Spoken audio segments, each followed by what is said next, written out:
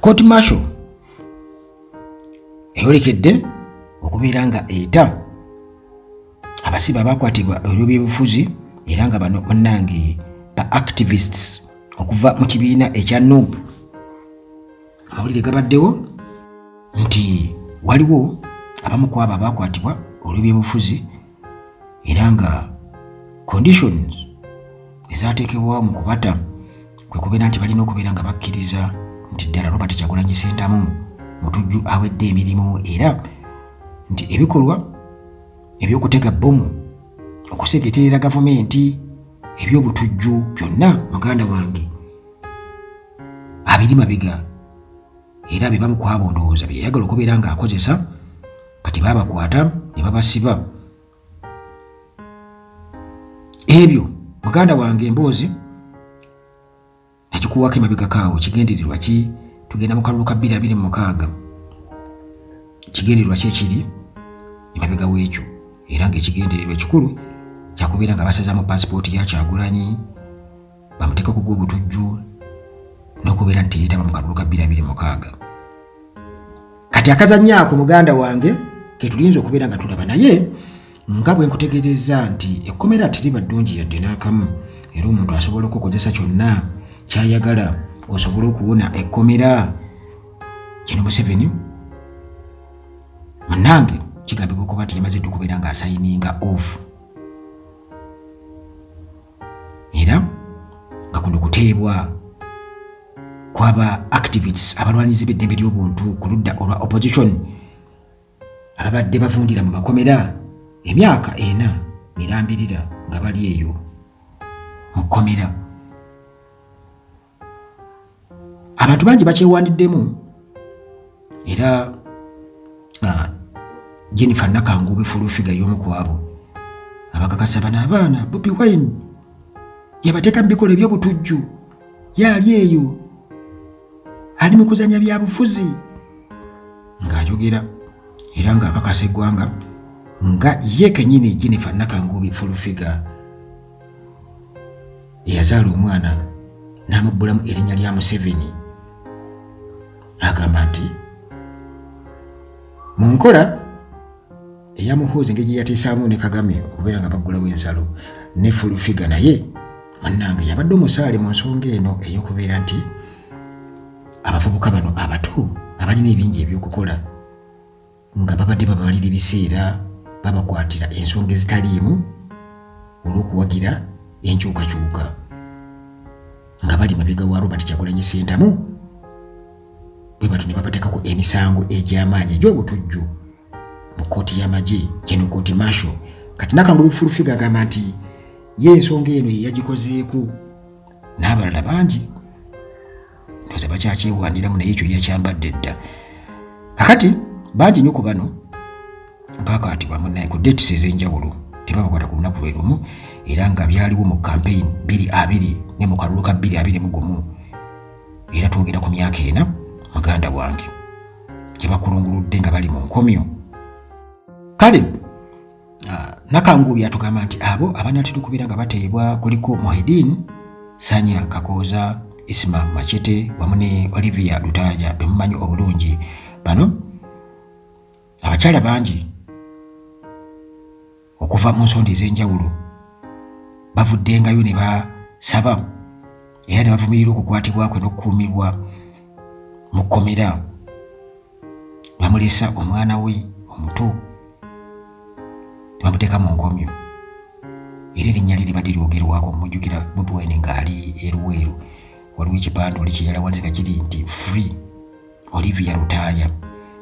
Mu ntandikwa y'omwaka guno waliyo press conference wali mu kibuga eky'Entebbe era former State House Press Secretary Sarah Kajingo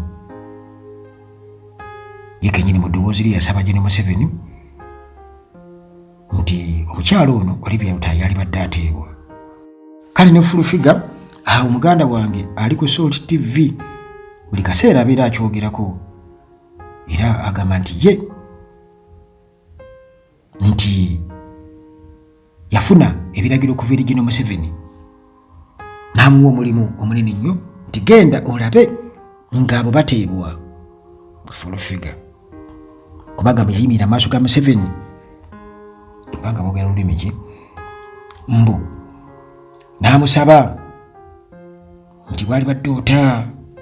abaana ba Nuupu abo tebalina musango Bobi Wine yabakola ki yabawudiisa kyebayingiramu tebakimanyi Bugiri Museveni n'akkiriza mbu n'amutegeeza nti yagenda okubeera nga abeeyimirira era nti balina okukakasa tebagenda kubeera nga bakiddamu babatakulwa full figure bagenda kuteebakulwa full figure tebagenda kuddamu nsobi ze baakola kati full figure nga gino Museveni amugamba nkakasa tebagenda kuddamu era n'atukakasa nti gino Museveni yamugamba nti alina okukola ne Susan okuva mu kooti macho okubeera nga bakwasaganya ensonga eno era kooti eno etuula e Makindye eno kooti macho yabadde erina kubeera ng'etuula olunaku olwokubiri basobole okubeera nga babawa beyiri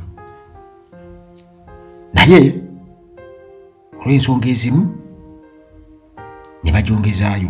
bongezaayo paka next week September nga 24 katusuubire full figure tebamusuubiza mpewo kati bino yonna muganda wange era byali bisuubira okubanga weebiri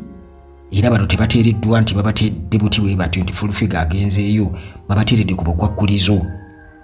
anti bagamba nti akusinga munnanga kubisa gwokoze ekigwokotte ate nabo tebalina kyakukola tojja kubanenya bajja bakozesa kyonna kale wakiri tuve mu kkomera tugende wabweru mukkirize mumale okukkiriza musooke mukkirize jjukira nti gwe kasokkiriza nti wenyigira mu butujju kiba kitegeeza nti rekodi bamaze okugenda era ensi yonna ebyekulaba ng'omutujju kuba bamaze okubeera ng'okkiriza kati kiyinza okubeera ekyobulabe n'okuva ne Uganda oba okugenda ogenda ofuna obuddamu ewalala kiyinza okubeerera ekizibu oba oliawo kubanga gwe kennyini wakkiriza nti wali mutujju bayinza obutabimanya ebintu babaakokako babaakola batya ekyo nakyo kiri awo kati kitegeeza nti abaana bano bali mu matigga agaddala kubanga obulamu bwabwe buyinza obutasigala kyekimu era nga luno lukwe olupulaninge obulungi ennyo era gwe ampuliriza oyinza munnange okukiteeka oba okukimanya mu mutima gwo nti katandika butandisi tebinaggwa nti golooza babatadde buti bwe batyo bagende bayineeyine oyinza n'okuddamu okulaba nga bamu ku bo bazzemu ne bakwatibwa siga nti beekalakasizza oba ki naye ogenda okulaba nga bazzemu ne babakwatira ku misango gyegimu newankubadde ng'ate tebali active kubanga suubira okuba ndowooza ekimu ku byo tetugezaako bye babagambye tetugezaako ne tubalaba nga muli mu mawulire mugenze wali Makerere Kavuli tetugezaako ne tuddamu okulaba nti kino na kino ebyo byonna tuliyinza okubiraba bwe babata mu kkomera batuukirawa baddamu okwesembereza Robert Kyagulanyi Ssentamu baddamu okusaalimbira bakadde Kyali Kamwokya oba Makerere Kavuli ebyo byonna kubanga okubata kwabwe kitegeeza nti Nuupu yo nga yo erina okubeera nga eteekawo okujaguza nti abasibe bateereddwa bwe batalinnyayo tulina okumanya ensonga lwaki tebalinnyeeyo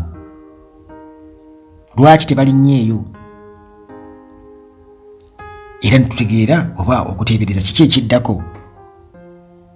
nze naawe